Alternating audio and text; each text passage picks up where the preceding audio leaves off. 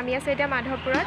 তো আহি থাকোঁতে ৰাস্তাত মানে মাটিৰে বনোৱা কিছুমান বস্তু দেখিছে, এইবিলাক তেওঁলোকে নিজে বনাইছে আৰু গতিকে ভাবিলোঁ আপোনালোকক অলপ দেখাই যাওঁ। তো এইবিলাক কুমাৰ মাটি হয় না?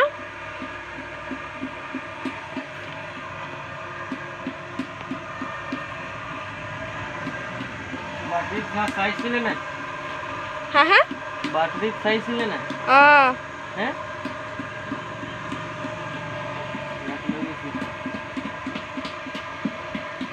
ইয়াৰ পাছত এইটো কালাৰ কৰি দিব ন?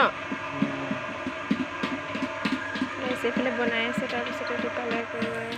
গাইজ ইয়াত প্ৰত্যেকটো কামৰ বাবে নিৰ্দিষ্ট এজন মানুহে ৰাখি কাম কৰিছে। প্ৰত্যেকজনে বেলেগ বেলেগ কাম কৰি আছে। গাইজ এইবিলাক সকলোবোৰ বস্তু ধুনীয়াকৈ সজাই ৰাখিছে তেওঁলোকে। এতিয়া এইবিলাক মাটি চাকি বনাই ৰ'দত দি থৈছে শুকাবৰ কাৰণে। আৰু ছাইডত এইবিলাক হৈছে ফুলৰ টাব, তেওঁলোকে ধুনীয়াকৈ ৰখাইছে। তাৰপাছত এইফালে কেইজনমানে বস্তুটো পিটি পিনি তাক আকাৰ দিছে। ওচৰত মানে আহি থাকোঁতে ৰাস্তাত দেখিলোঁ।